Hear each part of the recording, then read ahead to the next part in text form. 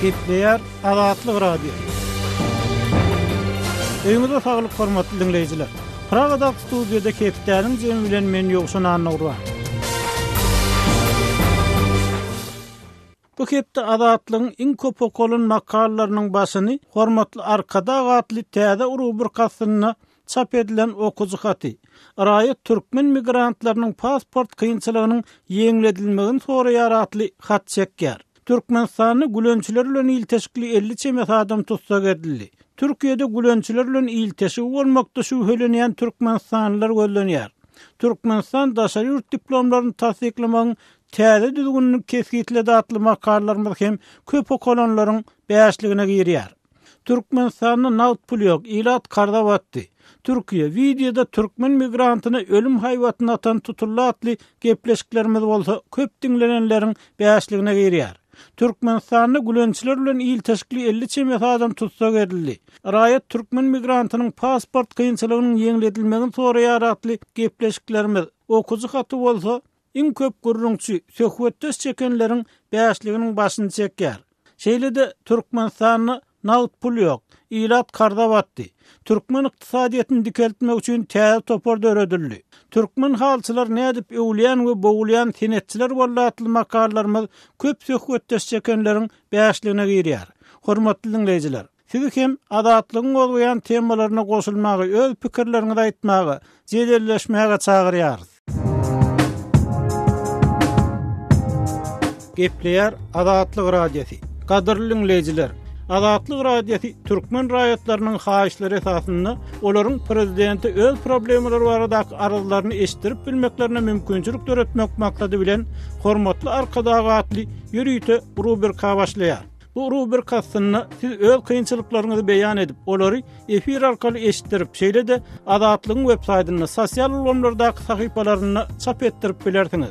Siz öz hatlaryňyzy Azatlyga hat üstü bilen, telefon arkaly biziň ýerli habarçylarymyzyň üstü bilen ýetirip bilersiňiz.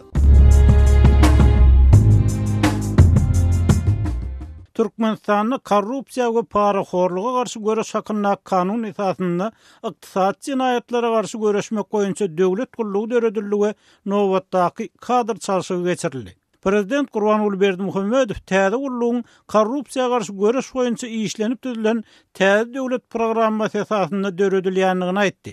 Ýurdumyzyň ykdysadyetine korrupsiýa we paraxorluga garşy alyp baran işler hem güýçlendirmek maksady bilen şuurda iş alyp barjak. Täze bir döwlet edarasyny döretmek barada karara geldi. Azatlyk radiosi özüniň hökümete ýakyn çeşmesine salgylanyp, şeýle gullugyň döredilýändigini we oňa ýol başy gözlenilýändigini, hukuk goraýjy işgärleriň arasynda bu edara işe geçmek üçin näçe para bermelik diýip gurrun edilýändigini 20-nji maýda habar beripdi. Korrupsiýa ýa-da ykdysady jenaýatlara garşy göreş gullugynyň başlyklygyny 2016-njy ýylyň martyndan bäri döwlet gümrük gullugynyň başlygy bolup işlän polkownik Mehmethan Çakyýew ellenildi. Türkmen prezidenti 1-nji ýyldaky döwlet howpsuzlyk keňeşinde harby hemde hukuk goraýjy edaralaryň şu ýylyň 5 aýyny alyp baran işleriniň netijeleri boýunça hasabatlarynyň dinlenjekdigini aýdan hem bolsa, maý aýynyň soňky günlerinde geçirilen korrupsiýa derňegleri barada hiç zat aýdylmady. Ýogsa baş sudiýa Begens Şaryf odal derňegleriň dowam edýändigini aýdypdy. Emma Begens Şaryfyň baş sudiýalykdan boşadylyp prezidentiň ýanynaky Demokratiýa we Adam hukuklary institutunyň ýolbaşçylygyna bellenenligi habar berildi. Onun ýerine bolsa Gylçymyrat Halyf ellenildi. Aýdylmagyna görä, Gylçymyrat Halyf ýurdun garaşsyzlyk ýyllaryna 10-njy baş sudiýasy bolýar we bu kadr çalşygynyň anyk sebäpleri görkezilmeýär. Ma'lum bolşýaly 3-nji maýda Senagat boýunça vice-premier Batyr Ereşowyň tarpa taýyn aradan çykanlygy habar berildi we 4-nji maýda Aşgabatda 2007-nji ýylyň başynda häkimiýet çalşaly bar görülmedik korrupsiýa galmagal turdy.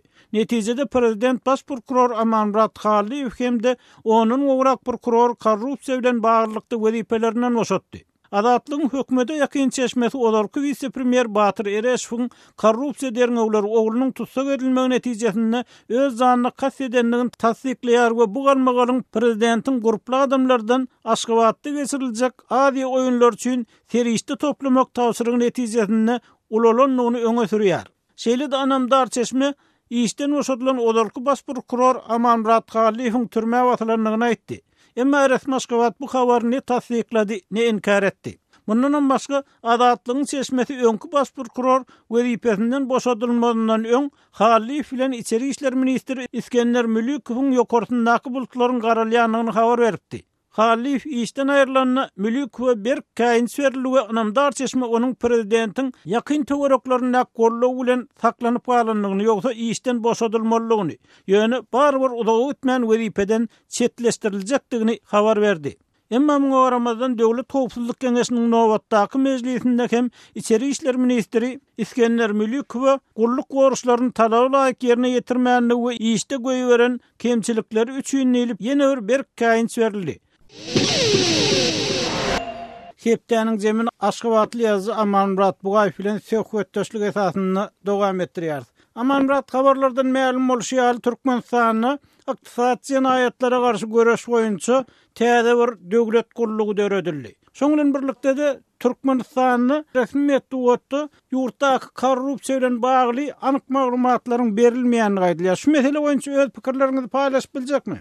Baş güne olarulana täze döredilen gullugyň atakynlar men şahsy nukdalarym aýdasym gelýär. Bir ykdysady jenaýatlara garşy göreş gullugy diýip atandyrlar. Ýöne paraxorluk diňe ykdysadyetde bolup geçen ok mesele Türkmen jemgyýetinde paraxorluk, korrupsiýa edil sarsylmaşyk jemgyýetiň boýnuny oralan, ol jemgyýetiň demligini darylýan boğýanda men berde şuurun edemde iş orullarının saptı karaydı öğürlüşünü, okul zaylarına girmenin saptı karaydı öğürlüşünü, hatta öz sağlığına serettirecek borun vasında da Tokman orta paranın teşhisinin düşýärligini gaýrlatları aýdasym gelýär. Amanrat, onu sizin aýdyşyňyzdan bu korrupsiýa garşy oglan edilen, paraxorluga garşy oglan edilen göreş gullugyň adyndan görnüşine görä biraz ýumşadylypdyr da, siz şeýle diýjek bolýarmy? Hava, yosun bir yerde men şahsy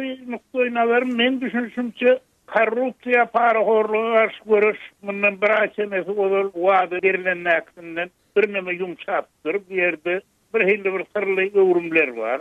Inne Amanrat doğrudan men ýurtda sizne korrupsiýanyň çynlyky bir häsiýete eýe bolanyny aýdýarsyňyz. Şoň bilen birlikde prezident Berdimuhammedowyň çykyşynda da beýleki bu mesele boýunça çykyş eden adamlaryň gurrunlaryna da şo korrupsiýanyň ýurtdaky ykdysadyýet adamlaryň durmuşyny, ýurdun umumy ösüni zeper ýetirýänligi boýnaryna tasdik edildi. Siziň pikiriňizçe korrupsiýa garşy göreş näme alanyp barylmaly? Adamlar näme pikir edýär bu arada? Olar bilen bu korrupsiýa paraxorlugyň garşysyna syllyky görüşiljek bolsa, onu ýurtda bolup geçýän, jemgyýetde bolup geçýän rahatlar adamlardan ýurt raýatlaryndan ýaşyrylmalylar. Bolan zat bolşy alaýdylmaly. Ine bir ýekede misal bir anyk misal aýdyn. Bundan bir açemesi olar paraxorlukda aýplanyp, anyk aýdylanyp, juda köp adam jenaýat işine çekildi. Olaryň belli bir bölegi telekranna da görkezildi. Ýöne olaryň eden anyk jenaýaty barada metbugatda ýekede de anyk maglumat berilmedi.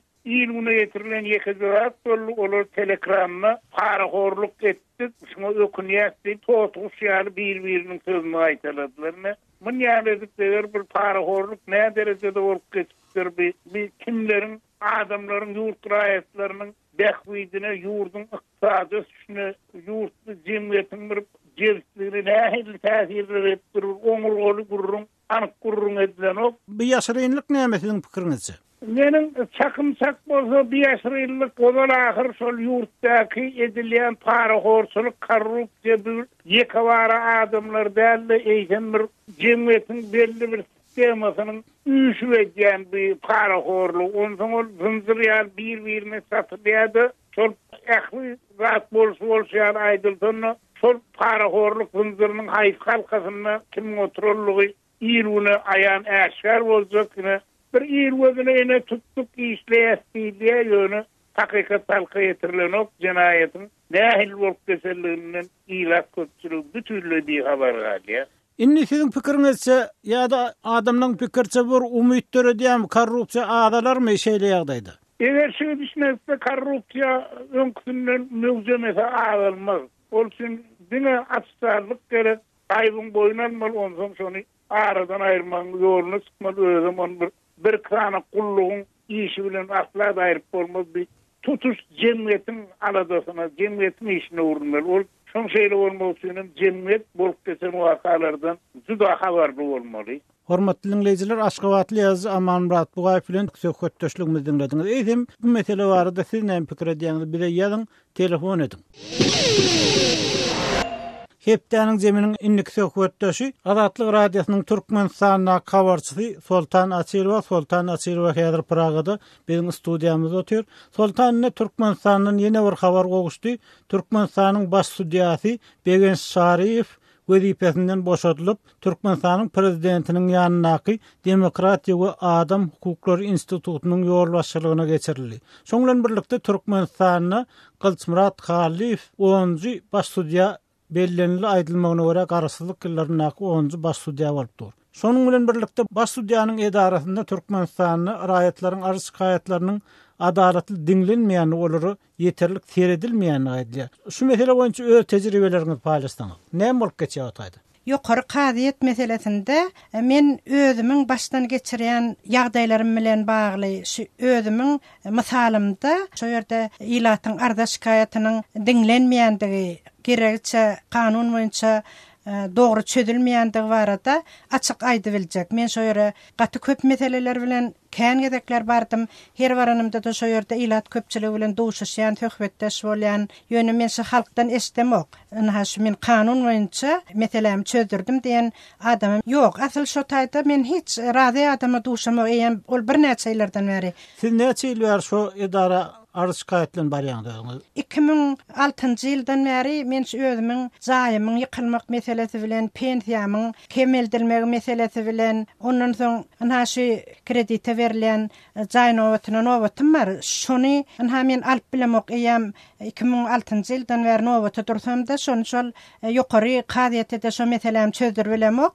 Şu ýerde şol aşakyk bir kanunçylyklar goldanýarda seniň meselen kanun boýunça çözülenok. Şolundy şu 10 ýyllyklaryň dowamında bir gidişine gidip otur diýip men şonu açyk aýdyp bilýän. Indi siziň pikirinizçe şu baş sudiýanyň täzelenmegi, baş kadynyň täzelenmegi bilen ýokary sudda ýagdaý ütgärmi? Şuna mende her şu ýerde ýagdaý ütgär diýen anam ýok. Şular näçe çalşylsa da şol bir ýagdaý gidip otur, ilat köpçilik kanagatlanar ýal şu ýerde kanun boýunça işalanyp barlanok diýip şu kadiýetin başa her çalşanda da ilat köpçilik şu barada öz nägelerligini bildirýär. Sebäbi şu taýda şu döwlet ýolbaşçytam hälisinde ýokary wezipeli işgärleri çalşyp şu korrupsiýa meselesinde aýyplap, parahorlukda aýyplap, şol parahorluk, şol korrupsiýanyň iň bir kökren ýeri şu ýokary kadiýet diýip ilat köpçilik hazap etdi. Döwletiň iň bir ýokary kanun goraýjy organynda çözülmedik mesele başga nerede çözüliljek diýen meseleni halk öz aralarynda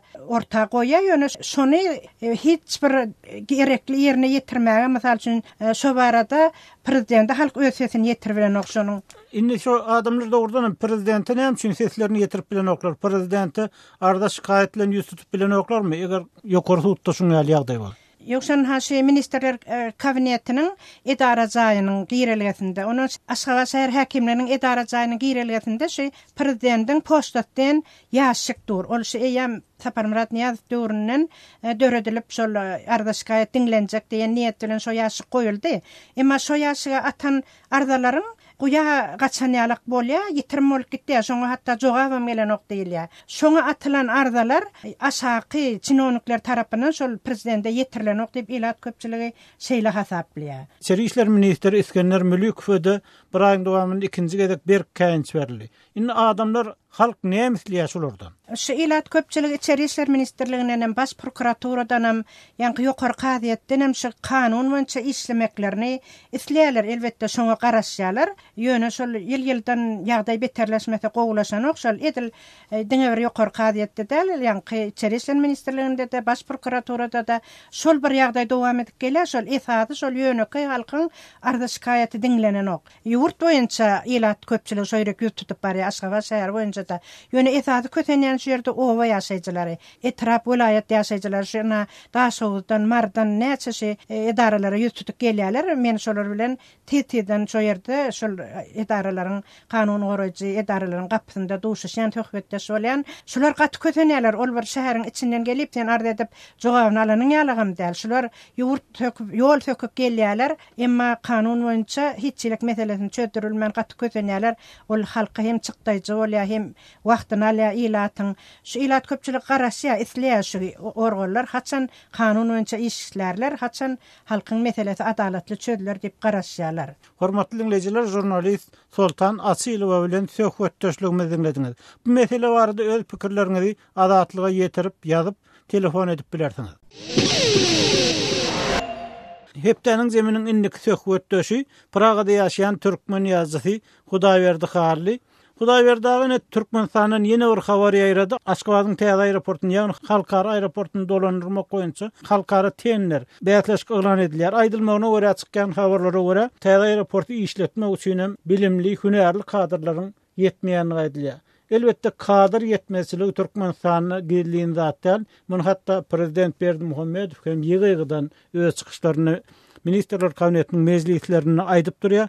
Inni siň pikiriňizçe bu ýagdaýdan häzirki ykdysady kynçylyk şertlerini kadr ýagdaýyndan nähil çykmaly? Bu meselede başga ýurtlarda nähil tejribeler bar? Şu barada pikirlerinizi palyşsaňyz. Inni bir gaty möhüm mesele, gaty çuňur mesele. Dollugyny men onu gözeňine getirip bilenmok, men olu urdan bilermenem däl, düşünjämem beýle däl ýöne. Daşary ýurtlarda bir şeýle mümkinçilik bar. Egerde bir işi yerli bir adam edýän bolsa onu berýärler. Egerde daşary ýurtdan kimdir bir gelip şol işi men edeýin diýse onu da berýärler. Şol daşary ýurt mümkinçiliklerden peýdalanýarlar. Häzirki Amerikanyň ösüşini esasan şondan görýärler. Daşary ýurtlardan baran adamlar aýratynam ýaşlar Amerikanyň ykdysadyetine gaty güýçli täsir etdiler şonuň ilerlemegine. Şonuň bilen birlikde Ýewropada da, Germaniýada ençime kompýuter işgärleri daşary ýurtlardan alınýar.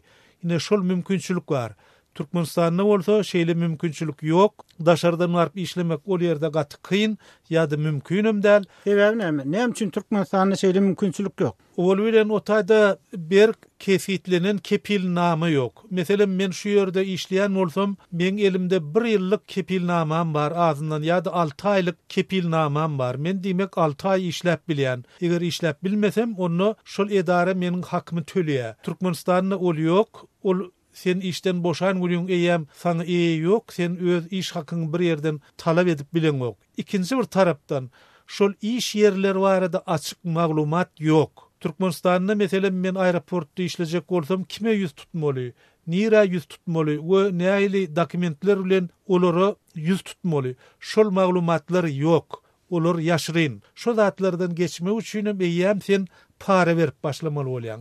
Hudaýberdi başga bir mesele hem Türkmenistandaky aýlyklar, Türkmenistandaky aýlygyň derejesi daşary ýurtlar üçin ýeterlik bolup bilermi? Ýeterlik bolup bilmez. Sebäbi Türkmenistanyň aýlyklary gaty pes. Şonuň bilen birlikde Türkmenistanyň iýim içim ýaşaş derejesi de ardan diýip aýdýarlar. Ol şeýle bolmagy mümkin. Ýöne garamazdan ol gitmek üçin, gelmek üçin onuň öz ýurdundaky salgytlaryň bar, seniň meselem pensiýa salgydyň bar, beýlekiler bar. Olar tölemek üçin Türkmenistanyň iň ýokary derejede berýän aýlygy da pes bolup durýar. Indi Hudaýberdi Türkmenistanyň kadr meselesi çynda dur, şol resmi meclislerde hem tasdiklenmegine görä. Şonuň bilen birlikde de Türkmenistanyň ýygyderli kadr çalşygy gidýär, kadrlaryň korrupsiýa ulaşýanyny gaýdylýar. Ýa-da başga ýylarlanmalar sebäpli, siýasy meseleler sebäpli ýapyk suwtlarda suwd edilýän adamlaryň bardygy gaýdylýar. Şu ýagdaýda hakyky kadrlar, ýurt üçin hakykat, ýurduň ykdysadyety üçin hakykatdan bir diýre baýlyk bolan kadrlary aýamak meselesinde nähil siýasat alınıp barylmaly. Bu mesele gaty gynandyrjy mesele, ol bilen kadr taýýarlayan muallimler meselesine üns berilenok. Onuň bar bolan muallimler ýanylýar ýa başga işlere mejbur edilýär ýa-da olara barıp bir yerlerden ekin ekmek buyurulýar. Olardan iň bir yaramazy, iň bir çöktör tarapy bolsa, muallimler eýen türmäge düşüp başladylar. Meselem tejennäki Türkmen mektebiniň mugallimleri aýratynam ol ýerde işleýän biologiýa boýunça, fizika hem matematika boýunça mugallimler uzak ýyllyk türme tutsaglygyna höküm edildiler. Bu barada Azatlyk radiosyna dokumentler gelip gowuşdy. Şonuň bilen birlikde häzir şu Hepdäniň başyna Astanada ýagny öňkü kerki häzirki Atamrat şäheriniň etegindäki Türkmen mektebinde de mugallimler tutsag edilipdir. Mugallimleriň köp bölegi. Şol barada Azatlyk radiosyna dürli maglumatlar gelip ýetdi. Egerde bar bolan mugallimleri da şolar ýaly ýol bilen ýok ediljek bolsa, onda kadr ýetişmez. Kadry diňe sowatly, bilimli, öz işine hüwesli bolan mugallimler ýetişdirýär. Huda berdi, ikinci tarapdan Türkmen häkimiýetleri şo işler boýunça metbugatda anyk maglumat berenoklar. Bu arada ondan belli bir zat diýmegem kıyın bolupdyr ýa. Indi şu ýagdaýda adamlaryň ykbaly meselesinde suud edilýän ýa jogapkarçylyga çekilýän adamlaryň ykbaly meselesinde nähil çelgiden uğralynmaly?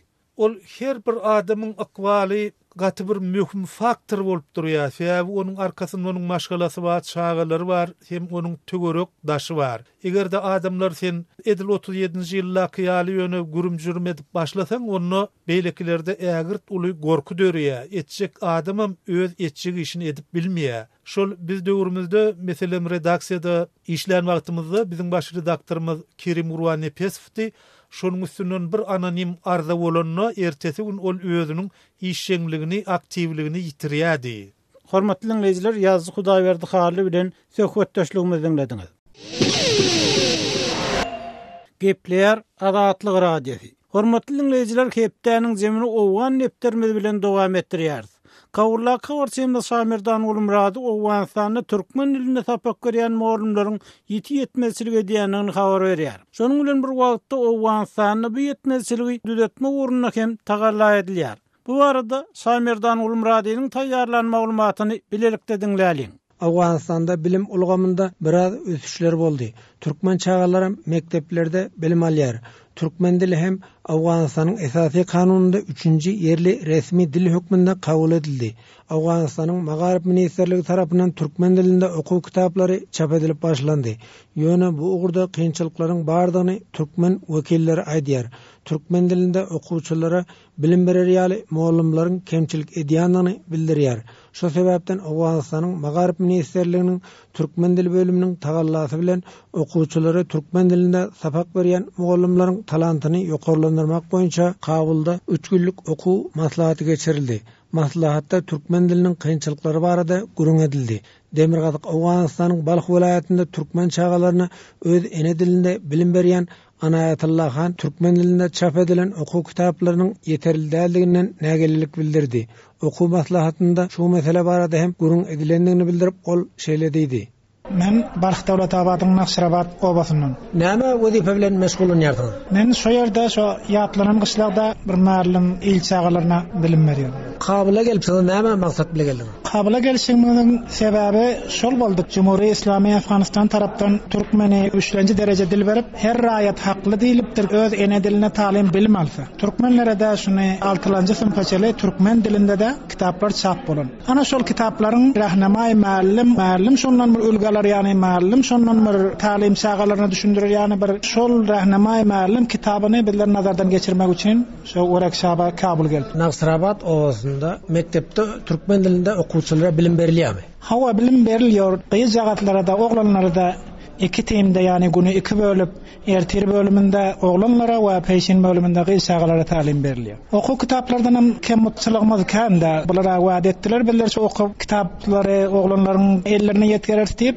lekin hala çele bizler kitapdan mükemmelde bir küjül baran, onam şol mälim okuwçylaryna bir not berýär, yani kitapçylaryna ýazdyryp şöýdip olum bilim öwretýärler. Mektepde gysgaçalaryň bilim alýar diýdiň, oglanlaryň bilim alýar diýdiň kynçylygy ýokmy?